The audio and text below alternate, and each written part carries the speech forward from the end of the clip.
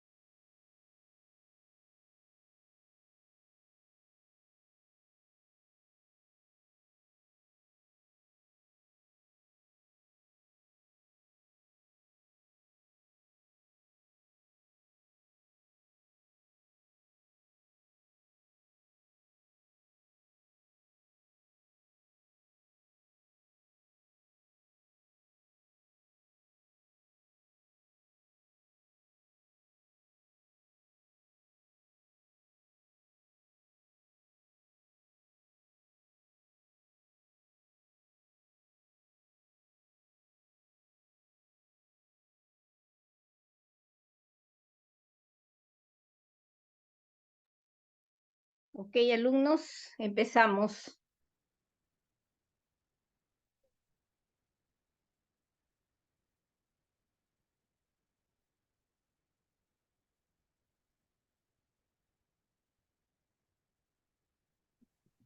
Buenas noches, doctora, compañeros. En esta ocasión vamos a exponer el seminario número 3 a cargo del grupo de rotación 3. Así que vamos a empezar. Siguiente. Vamos a dar lectura del caso clínico.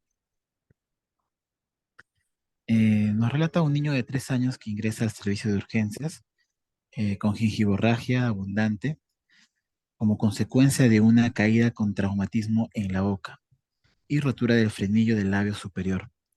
Se le realiza sutura del frenillo para detener la hemorragia, enviándolo a su casa. Hora más tarde, reaparece el sangrado, por lo que debe volver al servicio de emergencia.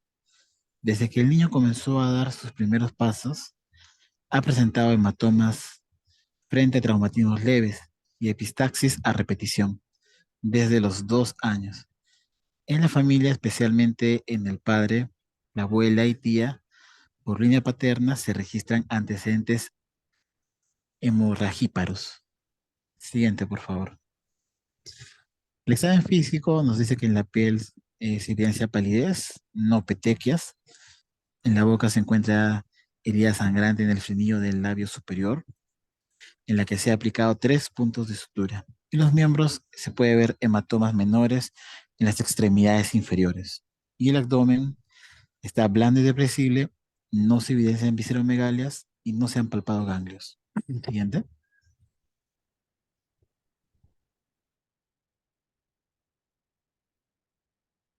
Ahora vamos a continuar con los exámenes auxiliares. Primero, el hemograma. Vemos que la hemoglobina se encuentra disminuida. La hemos clasificado como una anemia moderada. El hematocrino, el hematocrito en correlación a la hemoglobina. El BCM también nos muestra una microcitosis, no, claro, microcítico. Y la hemoglobina corpuscular media lo hemos clasificado en valores normales. Respecto a las plaquetas, se encuentran en valores normales, hay leucocitosis con neutrofilia y los linfocitos, monocitos y eosinófilos se encuentran en rangos normales. Los glóbulos rojos se encontró que hay una anisocitosis leve, microcitosis leve y hipocromía leve a moderada. Y respecto a la glucosa y creatinina, no hubieron, bueno, se encontraban en rangos normales. Siguiente, por favor. Respecto al tiempo de sangría o IV modificado, está elevado, eso ya se explicará en la primera pregunta. Y el tiempo de tromboplastina, el TTPA, está también elevado y el paciente tiene grupo sanguíneo o factor RH positivo y el factor 8C se encuentra disminuido. Siguiente, por favor. Pregunta número 1. ¿Qué mide la prueba de IB y por qué está prolongada en el paciente? Siguiente. La prueba de IB, también conocida como tiempo de hemorragia o tiempo de sangría, se encarga de evaluar la integridad de la hemostasia. Y eso lo hacemos a través del funcionamiento de la adhesión de las plaquetas al endotelio.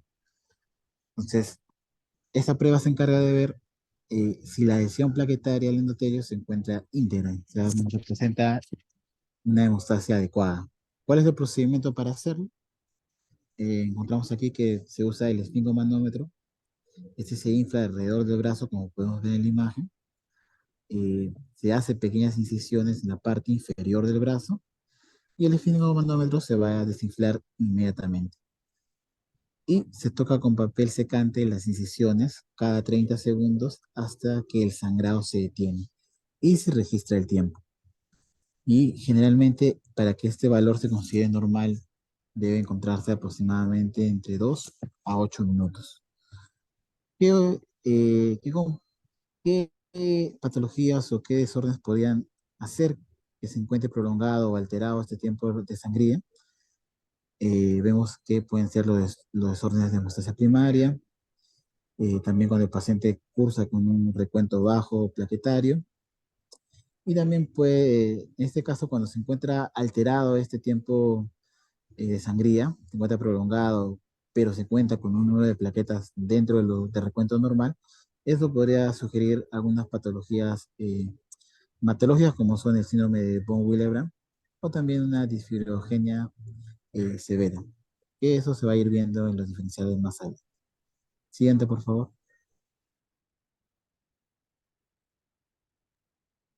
Continuando con la segunda pregunta sobre cuatro causas de prolongación del tiempo parcial de tromboplastina activa. Siguiente, por favor. Ahí tenemos un cuadro donde nos muestra que cuáles son las causas de elevación del TTPA, mientras que los otros tiempos, sean de protrombina y trombina, están normales, ¿no? En heredadas, tenemos tanto heredadas como adquiridas. Las heredadas son por las hemofilias, ¿no? Deficiencia de factor 8, factor 9, donde elevan el TTPA cuando el paciente tiene deficiencias graves o moderadas del factor. Entonces mencionan que cuando tienen una actividad menor al 15%. También vemos deficiencia de otros factores como el 12, la precalicreína o el suminógeno y la enfermedad de von Willebrand, pero está de manera variable. Esto es debido a que eh, cuando los niveles del factor 8 son lo suficientemente bajos, el TTP en la enfermedad de von Willebrand va a encontrarse prolongada. Respecto a las adquiridas, tenemos algunos medicamentos. Primeramente vemos la heparina, que como sabemos es un inhibidor indirecto de la trombina que va a formar complejos con la antitrombina. Y otros medicamentos como el dabigatran, el argatroban, e inhibidores directos del factor 10A. También inhibidores adquiridos de factor 8, 9, 11 o 12 y síndrome de von Willebrand adquirido, ya como causa secundaria. Y también se menciona el anticoagulante lúpico, que es más probable que esté asociado a trombosis que con sangrado.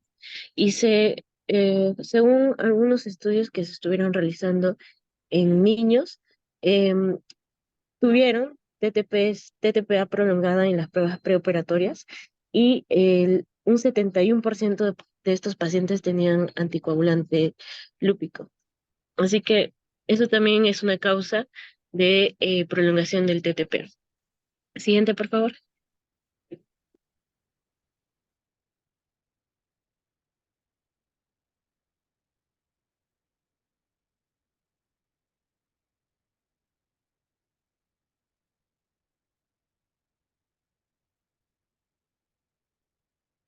¿Quién sigue?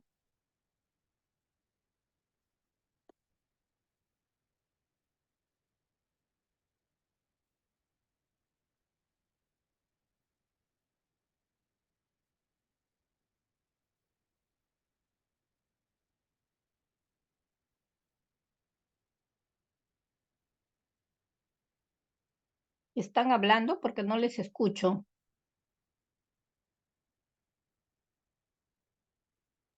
Bueno, doctora, ahora continuando con la pregunta 3 sobre presunción diagnóstica. Siguiente, por favor.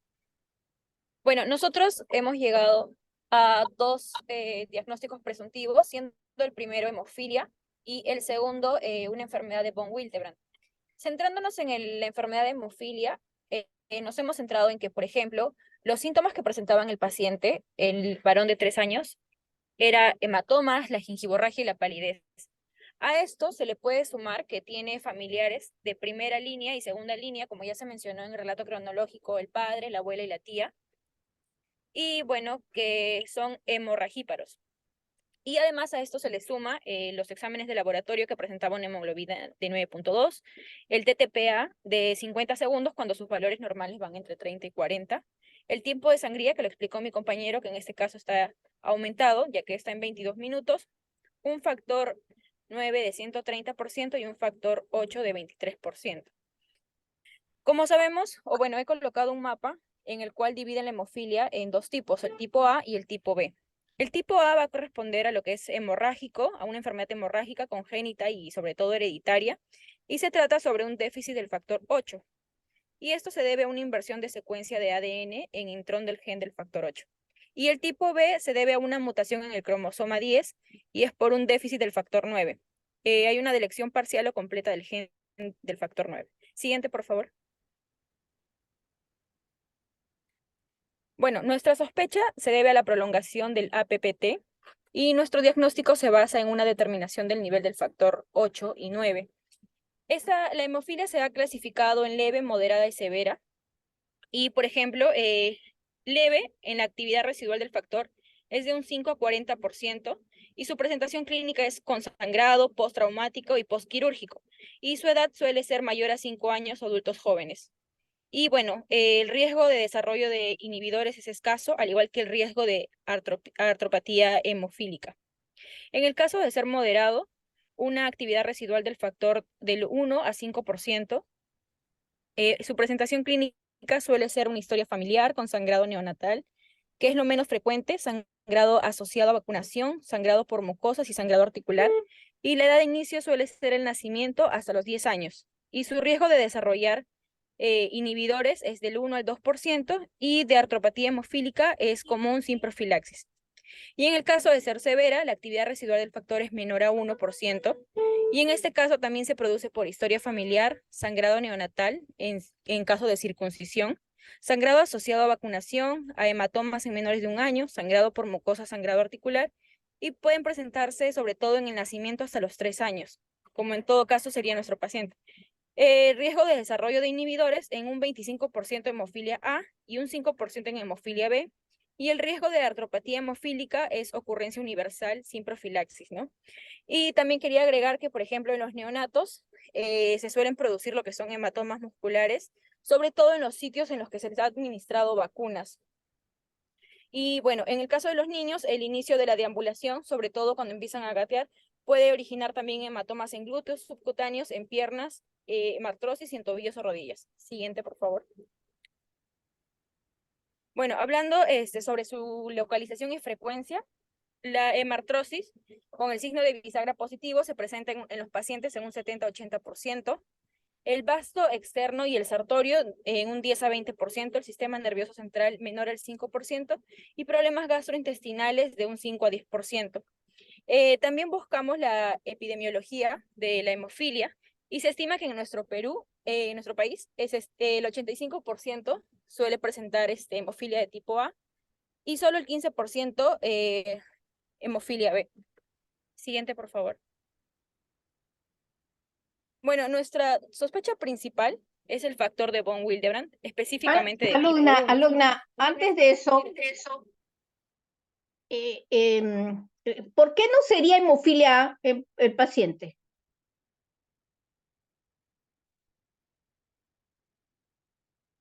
Ya tú has explicado, ¿no? La hemofilia. Entonces, viendo el caso del paciente con la clínica y con los exámenes de laboratorio, aleja la hemofilia. ¿Pero por qué razón?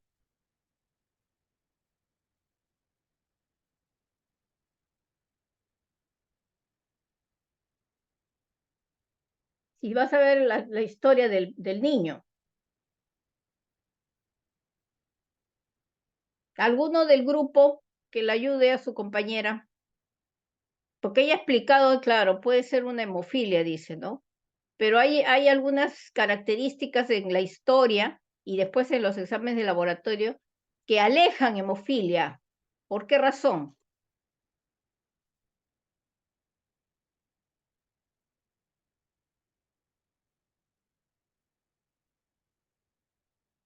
Ninguno da un comentario. O el resto de sus compañeros que han hecho también, se supone, los dado las respuestas. Doctora, ¿puedo participar? ¿Sí? ¿No? Di tu nombre Eh, y dime. Victoria Utrón. Creo, en la historia relata de que viene de línea paterna y he leído que la hemofilia viene de línea cromosoma X de línea materna. Y en lo que es laboratorial, el tiempo de sangría está normal o está prolongado y en hemofilia suele estar normal. ¿Por qué?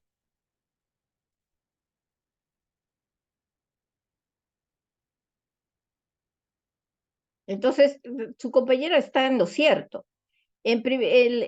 Cuando hacemos la historia clínica, por supuesto que un niño, o sea, hay que pensar en un cuadro hereditario porque es en los primeros años de vida, y también la hemofilia sí se puede presentar con sangrado. Generalmente es la hemartrosis, ¿no? Como bien lo ha dicho su compañera, pero si hay una lesión en la mordedura de su lengua, el cambio de dentadura, y en el caso del bebé pequeño hizo un trauma y hubo una lesión, por supuesto puede haber sangrado profuso y debutar así.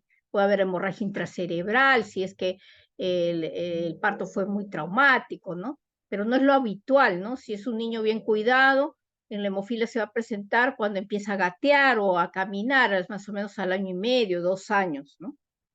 Entonces esas son las características. Entonces, clínicamente podría ser, es un hombrecito, sí, es varón, o sea, hay más frecuente, ya saben, en hombres. Pero acá hay algo que ya aleja, como bien dice su compañera. Hay el antecedente y se pone ahí claro, de la línea paterna, ¿no? Que el padre, la abuela, creo que una de las tías hacen sangrados por línea paterna.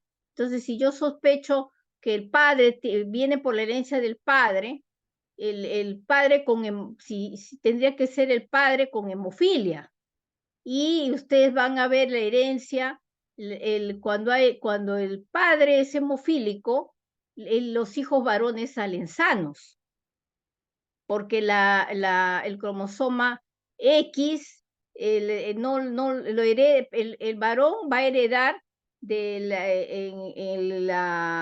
la herencia, le viene del cromosoma X de la madre, y el padre, el cromosoma X lo tiene normal, ¿no? Para poder hacer ver, por ejemplo, acá veríamos el caso, tendría que ser el caso de, ustedes están viendo, si fuera el padre hemofílico, que es el segundo acá que está poniendo su compañera en el cuadro, el segundo es un hemofílico, ¿no? Él tiene el cromosoma X acá defectuoso, ¿no? Del padre. Pero las hijas son, porque los cromosomas X que van a heredar a los varoncitos, todos provienen de la madre que es sana. Y el cromosoma Y es del padre. Acá la lesión el trastorno que se va a ver es en el brazo largo del cromosoma X. El cromosoma Y no interviene en nada ahí. Incluso el gen que produce factor 8-9 se encuentra el cromosoma X. El cromosoma Y no tiene la capacidad de producir factor.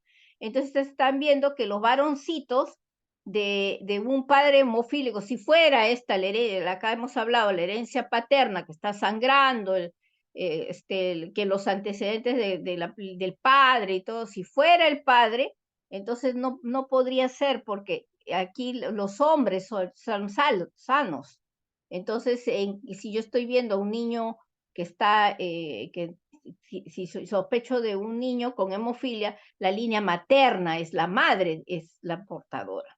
Salvo que la herencia, o sea, que a veces no hay clínica, digo, no hay antecedente en la familia y nace un niño con hemofilia. Entonces, y dicen, no hay antecedente, más o menos el 30% de los niños que nacen con hemofilia no tienen antecedente hereditario porque la mutación se está presentando recién en ese niño, ¿no? Pero acá hablan de la herencia, pero es paterna. Entonces, definitivamente, por ese lado, número uno, por la herencia no podría ser hemofilia. Y lo segundo, en los exámenes laboratorio, ustedes ven el TTPA está prolongado, eso sí, pero el tiempo de sangría, o sea, la hemofilia es deficiencia del factor de la coagulación, sea 8 o 9, y es por tanto la vía intrínseca de la coagulación, es hemostasia secundaria. es un déficit de factores, pero no tiene nada que ver la hemostasia primaria. O sea, si yo tengo el tiempo de sangría prolongado, como lo voy a ver, lo veo acá en mi paciente, ya yo digo, no, pero acá está afectada la hemostasia primaria y por tanto no puede ser hemofilia. Entonces, por la herencia, número uno, no es. Y segundo, el tiempo de sangría, si es que yo le hago a un hemofílico, va a salir normal, porque la hemostasia primaria no se ve afectada. Lo vamos a ver, sí, en la enfermedad de von Willebrand. ¿Por qué el tiempo de sangría está prolongado? Sí se va a ver, y es incluso en el von Willebrand, si yo quiero hacer un screening, sospecho von Willebrand, puedo hacer el tiempo de sangría. Si mi tiempo de sangría me sale prolongado y vamos a ver el TTPA, puede salir normal o alterado en la enfermedad de von Willebrand. ¿Por qué? Porque si es que asocia déficit de factor 8. También depende de la enfermedad de von Willebrand, no todos, porque hay variantes que seguramente van a exponerlo, salvo que comience a haber una deficiencia de moderada severa de von Willebrand, comienza también a haber caída del factor 8. No en todos los von Willebrand va a haber déficit de 8. Si el factor 8 está normal, el TTPA puede ser normal. Entonces, lo vamos a comentar en la enfermedad de von Willebrand, por eso es difícil a veces de identificar un von Willebrand. Aquellos especialistas que no son pues hematólogos, entonces van a ver el perfil de coagulación von Willebrand también puede salir normal, ¿no? Salvo si hay déficit del factor 8. Si ya comienza a haber déficit del 8, el TTPA se va a prolongar, pero por eso, ¿no? Y eso, bueno, seguramente que lo van a comentar cuando hablen de von Willebrand. Entonces, acá la respuesta es no puede ser hemofilia por dos razones. La primera, bueno, la línea de herencia viene por el padre, entonces no puede ser, tendría que ser materno. Y la segunda es que el tiempo de sangría está prolongado, y eso no lo vemos en hemofilia, ¿no? Entonces, eso, a ver, vamos a discutirlo en el von Willebrand. Seguimos. Sí, ahora continuando con nuestro diagnóstico principal, volvemos a tener las mismas características del paciente, ¿no? Los hematomas, la gingivorragia, la palidez, las líneas familiar hereditaria. Y bueno, aquí nuevamente destacamos sobre todo lo que es el factor 9 y el factor 8, que se encuentran alterados junto con el tiempo de sangría que se encuentran prolongados. Nosotros sospechamos en un factor de von Willebrand de tipo 1, aunque este se clasifica en tipo 1, 2 y 3. El tipo 1 se caracteriza por una reducción leve o moderada del 0.045 a 0.05 y esta suele ser autosómica dominante con penetración incompleta y el paciente suelen presentar hemorragias mucocutáneas cuya gravedad está relacionada con el nivel del factor de von Willebrand. El tipo 2 se va a subdividir en tipo 2A, 2B, 2M y 2N. Y sus síntomas suelen ser moderados, dominante.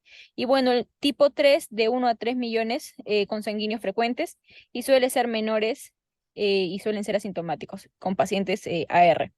Y el factor de von Willebrand 3C se reduce de 0 a 0.1 unidades por UL por mililitros de gravedad y pueden presentar hemorragias recurrentes, mucocutáneas recurrentes. Y bueno, como ya lo mencioné, el tipo 2 se va a dividir en tipo 2A, 2B, 2M y 2N. El tipo 2A se caracteriza por una disminución de la función dependiente de las plaquetas con multímeros anormales. La tipo 2B, un incremento de la afinidad para la fijación plaquetaria con trombocitopenia leve o moderada. El tipo 2M, una disminución de la función dependiente de las plaquetas con multímeros normales. Y el tipo 2N, una disminución de la fijación del factor von Willebrand 3. Perdón, del factor 8. Siguiente, por favor. Bueno, y aquí lo que suele presentar los pacientes es que suelen ser más propensos a los moretones, a laceraciones con hemorragias prolongadas, epistaxis, hemorragia en las encías, menorragia, hemorragia posterior a intervenciones dentales o a intervenciones quirúrgicas, sea hemorragias por postparto excesivo, hematomas musculares y hemartrosis. Siguiente.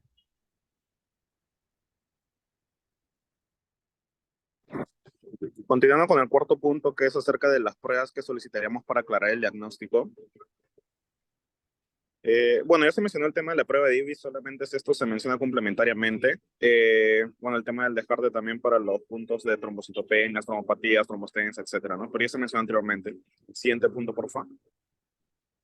Esto está relacionado con el punto de la hemofilia, las pruebas de APTT y de la PT. Sin embargo, lo voy a mencionar también solo superficialmente, ya que nuestro diagnóstico está más enfocado a lo que es el tema de la enfermedad de von Willebrand. Pero acá las pruebas justamente de coagulación son las que van a determinar, después de los estudios de corrección también respectivas para cada tipo de hemofilia, si es que esta presenta, dependiendo de la actividad, ¿no? Si es factor 8 o de repente si es factor 9 también, dependiendo del tipo de hemofilia que esta nos va a dar, ¿no? Siguiente. Esto sí ya está más centrado en lo que es la enfermedad de von Willebrand. Sin embargo, es importante mencionar de que faltaron algunas pruebas que aún no se han tomado a nuestro paciente, como es, por ejemplo, el antígeno del factor von Willebrand, que normalmente el resultado tendría que salir menor a 30 UI por decilitro, además de la actividad del factor von Willebrand, tanto como el cofactor de ristocetina y como el colágeno vinculante, siendo el cofactor de ristocetina dentro de las pruebas que comúnmente se toman. Siendo el valor menor a 30 UI por decilitro. Además del factor 8, que también suele ser menor a 10 a 10-15 UIs. Ahora, para profundizar un poco más en este tema, como se mencionó, faltaron estos dos puntos, ¿no? Que es el antígeno del factor von Willebrand y el cofactor de ristocetina. Estos dos nos ayudan a diagnosticar lo que es el von Willebrand tipo 1 y son las pruebas que más se realizan acá en el Perú. También se menciona bastante un diagnóstico diferencial con lo que respecta a la trombostenia de Glassman, que suele ser un poco semejante a la enfermedad de von Willebrand, pero bueno, la diferencia básicamente va en la parte funcional de las plaquetas. En la enfermedad de von Willebrand lo que ocurre es que este factor, el factor de von Willebrand, va a intervenir en lo que es la adhesión plaquetaria, en la adhesión y la agregación plaquetaria, ¿no? Lo normal es de que este se una al receptor de la plaqueta y hace de que este ya, con el receptor incluido, todo se una a su endotelio en la primera fase para la formación del tapón plaquetario, ¿no? Que es conocido como una hemostasia primaria. Sin embargo, lo que ocurre en la trombostenia de Glassman es de que si bien existe el factor de von Willebrand, pero el detalle es de que el receptor, que es el GP23B, no va a estar no va a estar presente. Entonces, al no haber esa unión, el receptor de la plaqueta para que el factor de Willebrand se una, simplemente no va a haber esa función normal. Además, aparte también es importante mencionar de que la enfermedad de von Willebrand es la más frecuente, ¿no? Y este diagnóstico diferencial también se da a través de la agregación plaquetaria, ya que en la enfermedad de von Willebrand esta se encuentra alterada la agregación con la ristocetina. Y es por eso que justamente se toman las pruebas del factor de von Willebrand, que es positivo cuando es menor a 30, y el cofactor de ristocetina, que es menor a 30, dándonos un diagnóstico de enfermedad de von Willebrand tipo 1. ¿Cuándo sería tipo 2? Cuando este factor von Willebrand esté dentro de los parámetros normales. Que en todo caso nos indicaría lo que es un problema funcional ya, para este tipo 2. Aparte también se menciona lo que es la evaluación de multímeros de von Willebrand, pero el detalle es de que acá en Perú no está disponible esa prueba, por lo que no nos ayudaría mucho en este caso, pero sí nos ayuda como una prueba adicional para determinar la enfermedad de von Willebrand, ¿no? Y otras pruebas adicionales también está lo que es la actividad plaquetaria con el colágeno. Punto importante, también se menciona de que la trombostenia de Glassman no está relacionada al factor 8, el cual se encuentra abajo en este caso.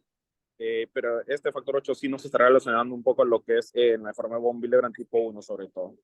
Y a la derecha se observa un resumen de lo que son las pruebas y los propósitos de cada uno, que es la actividad coagulante del factor 8, que mide la actividad funcional del factor 8 justamente. El antígeno del factor von Willebrand, que mide la cantidad de este factor, el cofactor de ristocetina, y también la actividad fijoral del colágeno, que mide la actividad funcional de este factor de von Willebrand.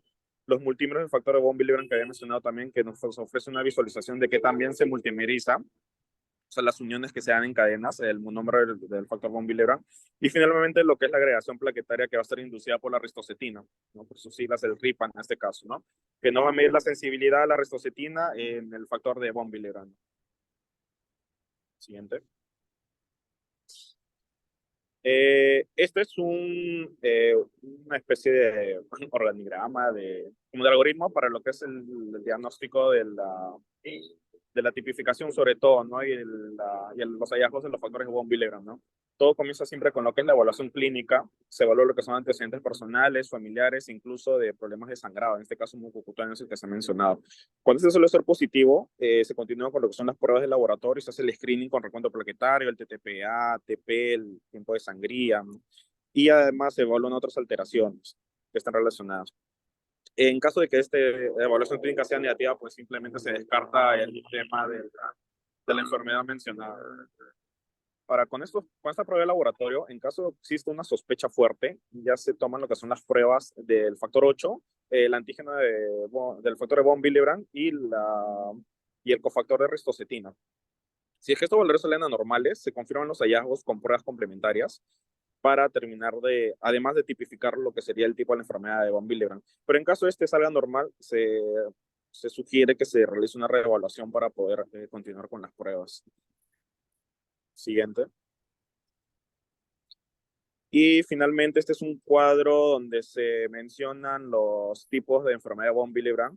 Simplemente voy a mencionar algunos puntos como lo que es el antígeno del factor von Willebrand y el cofactor de ristocetina, que bueno, en el tipo 1 estos se encuentran disminuidos, ¿no? Y el tipo 2, dependiendo del tipo de 2 también, porque existen aún subtipos de estos, también los valores se pueden hallar aún más disminuidos, ¿no? Y bueno, aparte de las pruebas adicionales que se había mencionado, como el RIPA, por ejemplo, ¿no? De que en tipo 1 pues a menudo se encuentra normal, pero en el tipo 2 sí, este ya se encuentra disminuido, ¿no? Y otros puntos importantes como recuento pletórico e incluso los multímeros del factor de von Willebrand que no está disponible aquí en nuestro país. Siguiente. Con la última pregunta, la pregunta número 5, más bien falta una más, que es ¿cuál es el tratamiento que se le debió dar al paciente?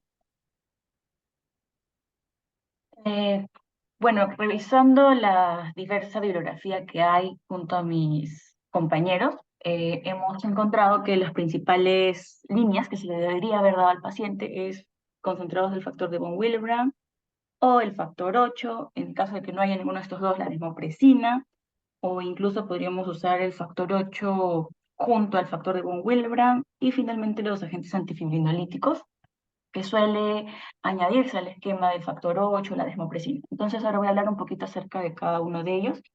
Primero, los concentrados del factor de von Willebrand. Estos son apropiados para tratar hemorragias menores o en casos de cirugía, y aquellos pacientes con niveles muy bajos del factor de von Willebrand también pueden tener una actividad baja del factor 8, porque el factor de von Willebrand estabiliza el factor 8 y aumenta su vida media. Entonces, una vez que se han elevado los niveles funcionales del factor de von Willebrand, los niveles del factor 8 también van a aumentar naturalmente, pero esto podría tardar varias horas. Y también la bibliografía nos menciona que la dosis inicial para hemorragias menores es de 40 a 50 unidades internacionales por kilo y es por vía intravenosa. Y lo que se espera es que aumente la actividad plasmática del factor de von Willebrand a mayor o igual a 0,50 unidades internacionales por mililitro.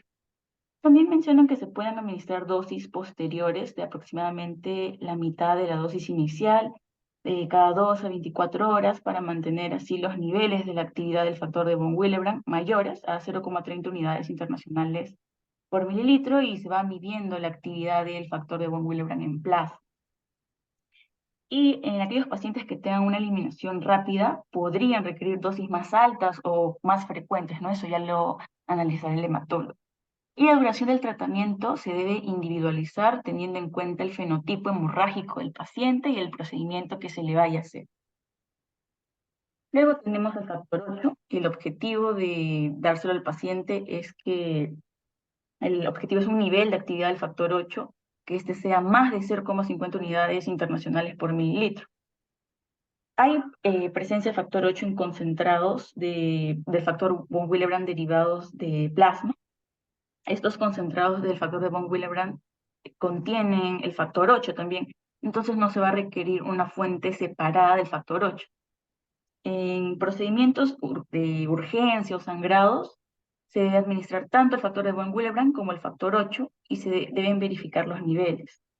Ya había mencionado que habían concentrados del factor de von Willebrand derivados del plasma, que tienen tanto el factor de von Willebrand como el factor 8 en una misma infusión, pero también hay factor de von Willebrand recombinante, que estos no tienen el factor 8 y se requiere una infusión del factor 8 por separado.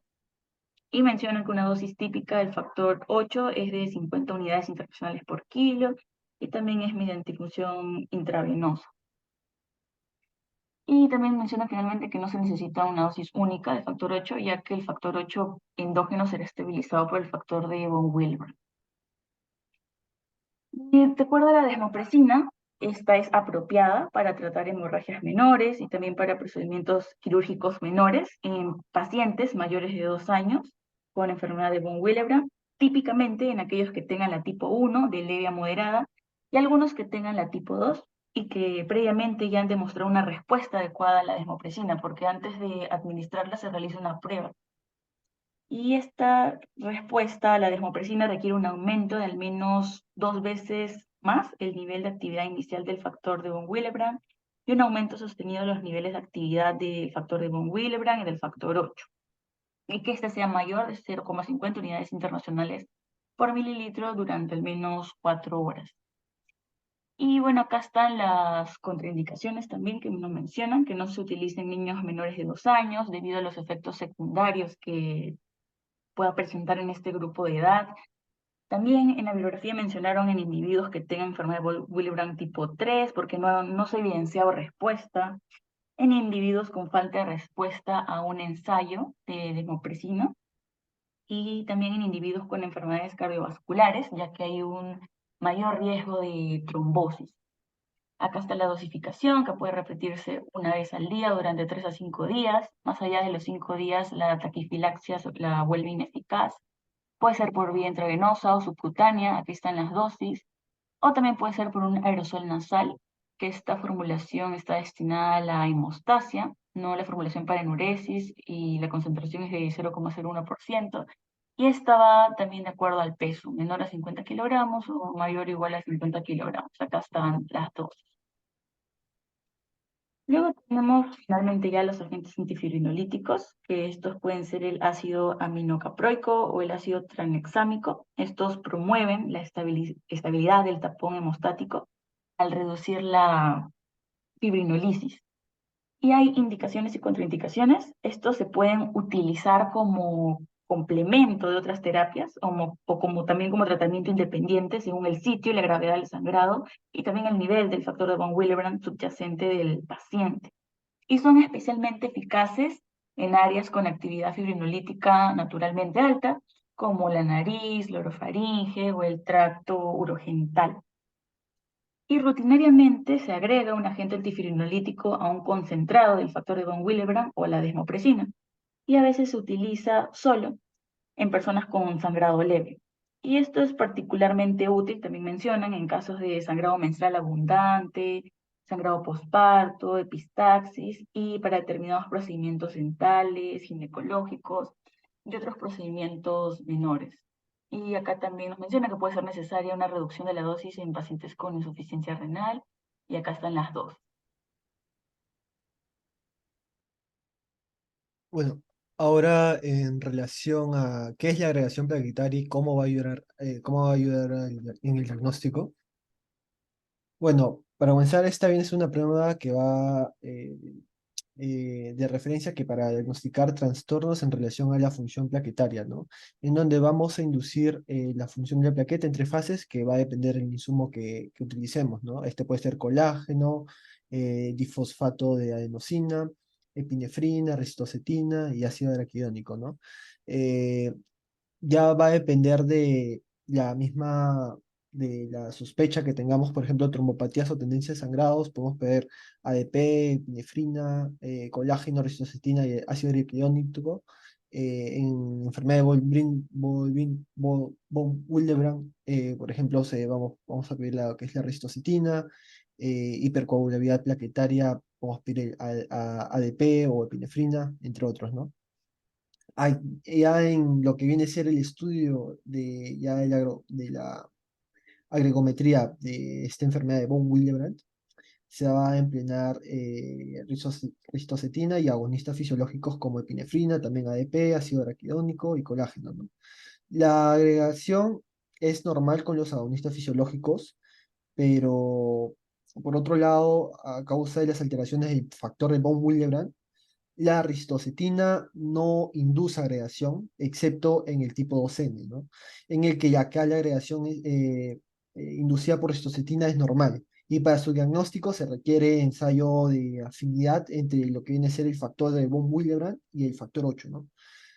Para ya los pacientes con sospecha de enfermedad de von Willebrand, se recomienda evaluar la agregación plaquetaria con dos dosis, con dos concentraciones diferentes de lo que es la aristocetina. Unas que van a ser a concentración alta y otra a concentración baja. Eh, una en concentraciones altas se va a emplear entre 1.2 miligramos por mililitro y 1.5 miligramos por mililitro, conocido como cofactor de ristocetina, ¿no? Con la cual se va a esperar que la agregación, en este caso, esté disminuida o ausente. Y por otro lado, una concentración baja, entre 0,5 a 0,6 miligramos por mililitro, con la cual se observará un aumento de la agregación en caso que el paciente tenga un tipo de enfermedad, una enfermedad de tipo 2B. Bueno, adicionalmente se debe tener en cuenta el resultado de ya las demás pruebas que se realizan para, que ya mencionamos anteriormente, para poder así perdón, para poder así afianzar el diagnóstico de la enfermedad, ¿no? De la cual estamos sospechando. Y como mencionó anteriormente mi compañero sobre la trombastenia de Glassman, esto se va a diferenciar ya que esta trombastenia de Glassman, cuando se utiliza ristocetina, va a presentar una agregación normal, ¿no? Bueno, Ya, ok. Entonces, bueno, no se dejó o sea, no se hicieron las últimas pruebas justamente para que hagan ustedes ese enfoque más o menos del diagnóstico de laboratorio. Pero bueno, en realidad el niño el diagnóstico fue una enfermedad de von Willebrand tipo 1, que es la más frecuente, ¿no? Y la que podemos detectar con más facilidad, ¿no? Estamos trabajando mucho más enfermedad de von Willebrand porque hay un subdiagnóstico. Uno de cada 80 y alguna otra literatura, uno de cada 100 de una población tiene von Willebrand. Nosotros sospechamos que ha de haber en el Perú más o menos de 350.000 personas con von Willebrand, de las cuales aproximadamente el 50%, entre el 30 y 50% son sintomáticos, porque la gran mayoría, los tipo 1 leves, a veces no presentan mayor sintomatología, ¿no? Pueden pasar desapercibidos, salvo que hay algún trauma en el parto, una extracción dentaria o alguna cirugía. Recién ahí es donde se desequilibra todo y puede manifestarse la enfermedad.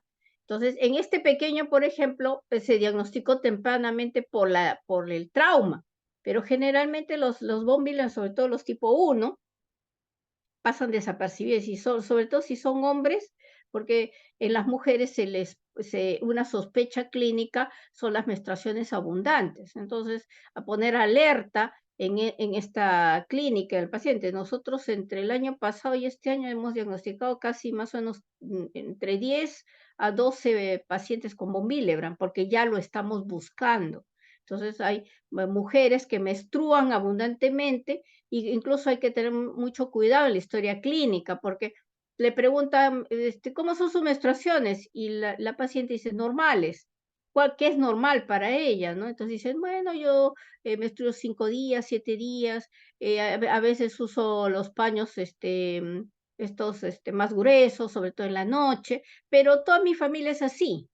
Mis tías, mi mamá también. Entonces, para esa familia es normal las características de la menstruación, pero en general no lo es, más aún si tienen anemias. Entonces, hay que prestar mucha atención. Mujeres que tienen menstruaciones ya que salen de lo común, que causan incluso anemias. Entonces, hay que trabajar mucho con las otras especialidades, sobre todo con los ginecostetras, porque estas pacientes a veces desde jóvenes están yendo al ginecólogo, las evalúan y no hay mayor problema ginecológico, incluso algunas las mandan al ciclaje con anticonceptivos para minorar las menstruaciones, pero no lo mandan al hematólogo. Entonces, la idea es, estas patologías hay que trabajar con otras especialidades, con los pediatras, por ejemplo, también, ¿no? Para poder tratar de identificarlo. Lo segundo, sospecho, pero las pruebas de laboratorio son muy sofisticadas y van a ver en los hospitales de nivel 3, bueno, en este caso el Seguro Social está un poco más avanzado, tienen las pruebas, sobre todo el centro de referencia, que para mí es el laboratorio referencial de hemostasia en el Perú, a pesar que hay muchas pruebas que nos faltan, es el Rebagliati. Pero nosotros en el Hospital de Mayo estamos ya haciendo factor 8, factor 9, el antígeno, el factor von Willebrand, pero nos falta el resto de pruebas. Incluso en Perú nos falta. O sea, podemos identificar la variante tipo 1, que es la más común, la variante tipo 3 porque es menos del 3% de factor von Willebrand, casi no tiene von Willebrand, son las más severas y felizmente que son menos comunes. Pero las variantes 2, que hay varios subtipos, como lo han comentado, no las podemos determinar, más que en el Perú no hacemos los multímeros.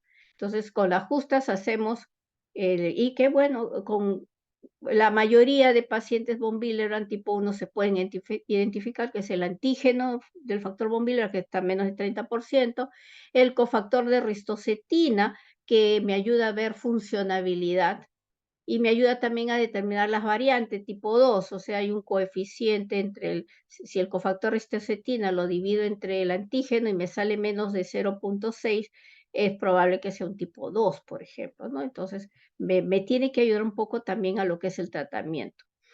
Entonces, realmente nosotros estamos muy atrasados en estas patologías, ¿no? Otra cosa en el paciente, ¿por qué? Porque también la sospecha podría ser una trombastenia de Glasman, que esa es otra patología dentro de los trastornos de la función plaquetaria que tampoco estamos identificando. O sea, realmente hay un serio problema en la identificación propiamente incluso, y eso es una llamada de atención para los mismos hematólogos, porque nosotros no estamos viendo, bueno, nuestro hospital, el 2 de mayo, trabajamos mucho ya la hemostasia porque somos referenciales. Como entramos con hemofilia, nos obliga a a ver toda la gama de coagulopatías, ¿no? Tanto hereditarias como adquiridas, ¿no? Porque también hemos encontrado también síndrome von Willebrand, ¿no? Que es ya adquirido. Entonces, pero en el niño específicamente, bueno, ustedes saben que a diferencia de la hemofilia, el von Willebrand se puede ver tanto en hombres como en mujeres, ¿no? Entonces, ¿qué nos guió un poco o qué nos guía para que el von Willebrand? Es que, porque tiempo de sangría, en todas las patologías que hay, trastorno de la agregación, o sea, la funcionabilidad plaquetaria, incluyendo trombastenia, Bernard-Soulier también es otra, el tiempo de sangría va a estar prolongado. Pero el factor 8, en el caso de este niño, que tiene generalmente en el von Willebrand, el tipo 1, el factor 8 suele estar o normal o bajo, ligeramente bajo. 23% yo diría es leve, ¿no? O sea, y en cambio eso no lo vamos a ver pues en la trombastenia, ni en el Bernard-Soulier, ¿no? Porque no tienen nada que ver. Acá el factor 8 está bajo en algunos von Willebrand porque el von Willebrand interactúa con el 8. Protege, el von Willebrand protege al factor 8 para evitar su destrucción, o sea, se estabiliza la molécula. Entonces, cuando comienza a caer mucho, sobre todo en las formas severas de von Willebrand, hay también el factor 8 muy disminuido por ese desequilibrio, ¿no? Entonces, como este niño tenía 23% de factor, eso va más a que sea y por la frecuencia de la patología, más va hacia un von Willebrand. Entonces, siempre sospechar en esto, incluso en hemofilia, en las provincias, a pesar que trabajamos ya mucho más en el diagnóstico, hemos manejado más hemofilia en los hospitales, en los centros de primer nivel, aún tenemos los grandes problemas de diagnóstico en general de estas coagulopatías, ¿no? Que pueden llevar a la muerte del paciente. Y la última pregunta para el equipo. Han hablado del tratamiento, pero si no hay factor von Willebrand, ¿qué cosa le doy al paciente?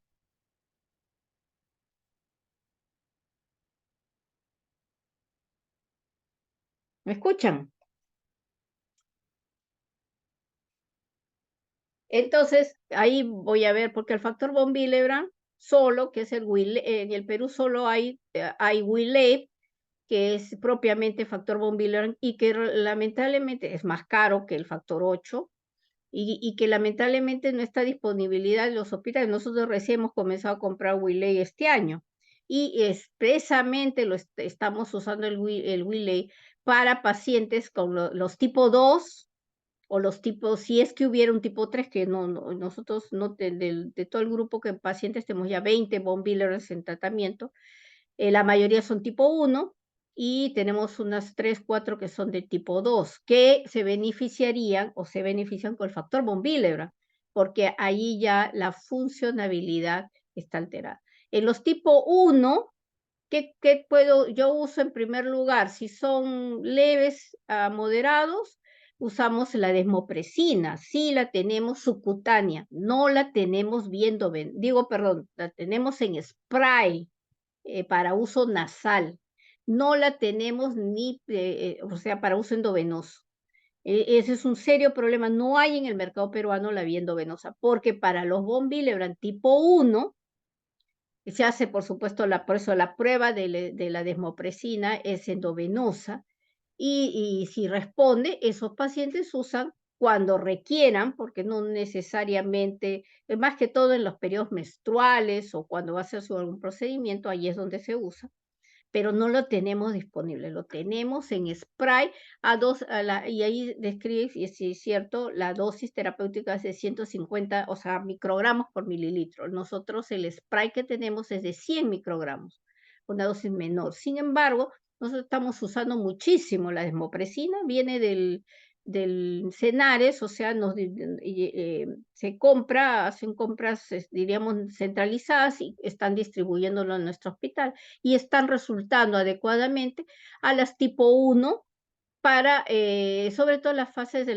cuando empiezan la menstruación, durante todo ese periodo, que es donde va a ayudarla, por eso decimos los tipo 1, ¿por qué? Porque la desmopresina, ¿qué cosa? Es una vasopresina sintética, estimula al vaso para que libere el endotelio, ¿dónde se produce el von Willebrand? Se produce en el endotelio en grandes cantidades. Entonces el tipo 1 produce, sobre todo, los severos no, pero los leves moderados producen factor von Willebrand. Lo que pasa es que su almacenamiento está todo almacenado. Entonces la desmopresina, cuando yo le aplico en spray, nasal inmediata, absorbe rápidamente y lo que permite es que el factor von Willebrand propio de la misma persona lo libere y por tanto actúe en la hemostasia, ¿no? Entonces ese es el mecanismo, pero en los tipo 2 que son funcionales, o sea, el tipo 2 más trastorno en la función, no actúa muy bien, salvo en algunas de las variantes, y en el tipo 3 menos, porque el 3 no tiene ningún almacén, pues entonces no tiene sentido usarlo.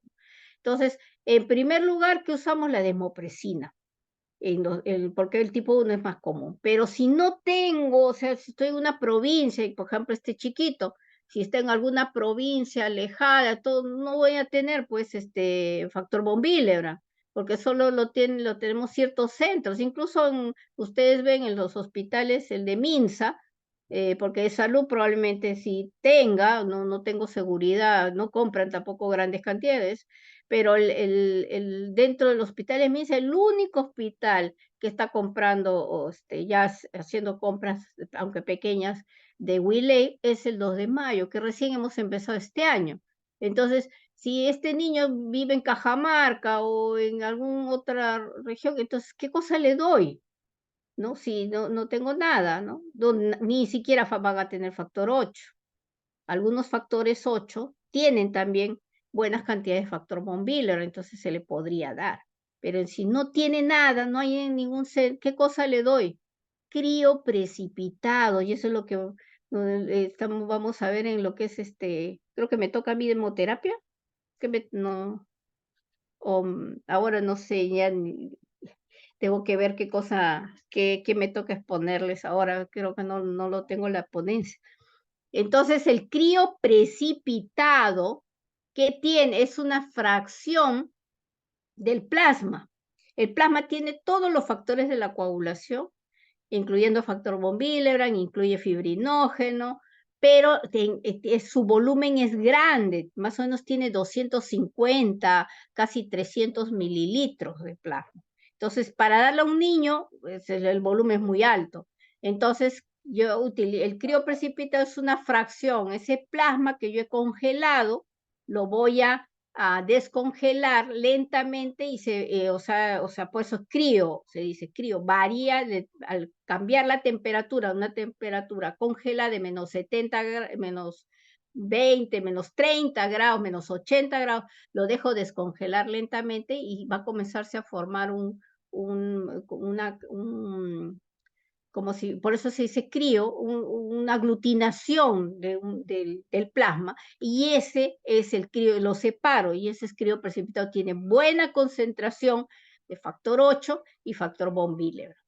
Entonces, únicamente, ya no tiene lo restante, ya no tiene 9, no tiene nada más, solamente el crío precipitado tiene buenas cantidades de factor von Willebrand y el factor 8. Entonces, en menos volumen, puedo darle al niño crioprecipitados. Entonces, este pequeño se da generalmente una bolsa por cada 10 kilos de peso.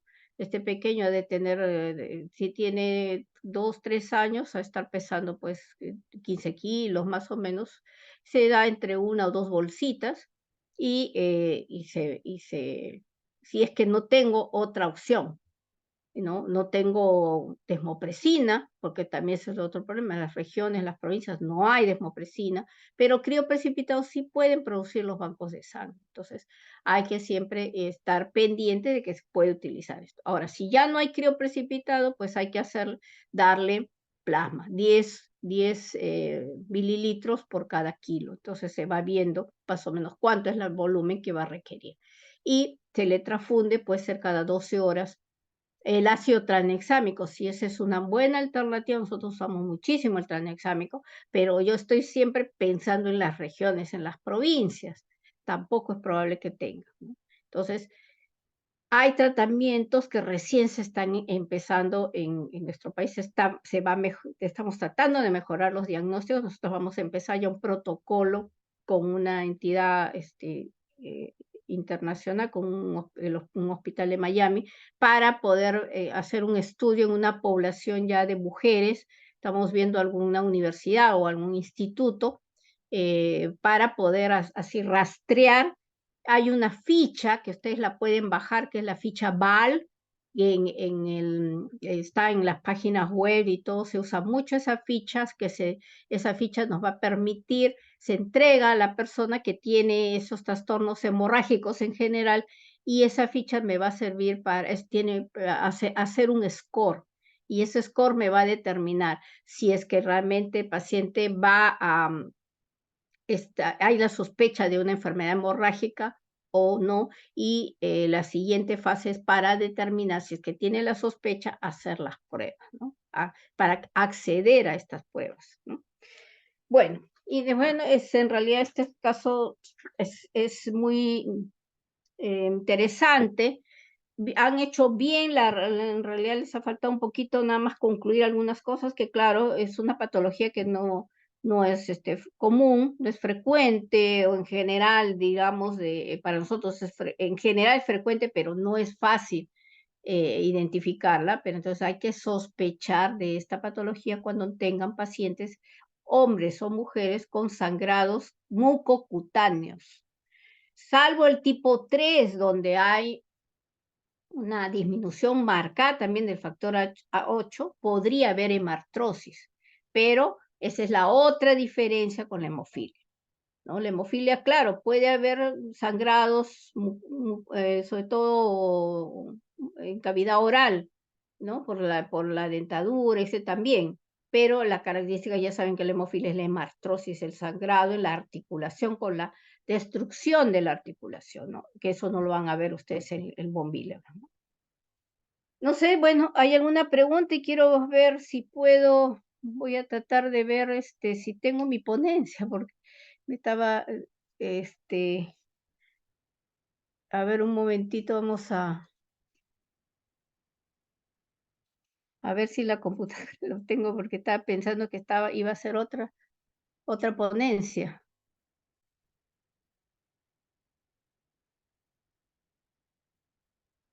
Bueno, chicos, creo que nos vamos a quedar ahí porque ya son las 10 de la noche. Y estoy aquí viendo en mi laptop que no tengo las ponencias que iba a dar. Entonces, el día martes voy a tener que hacer las 2 ponencias que faltan, lamentablemente. Bueno, también que ya estamos en la hora, ya estamos cansados. De todas maneras, ha estado muy bien la exposición. Por favor, se supone que ya me han estado enviando el resto de los grupos, porque de eso es una calificación que van a tener. Y bueno, el grupo de seminario va a ser diferente, van a tener un puntaje pues diferente porque han hecho la exposición. Ok, entonces nos estamos viendo. Chicos, pasen un fin de semana, tenemos acá 3 días, así que estudien ya para el examen, que ya nos están pidiendo incluso las preguntas, y que les vaya bien. ¿Ya? Nos estamos viendo. Muchas gracias, doctora. Hasta luego. Buenas noches. Bye.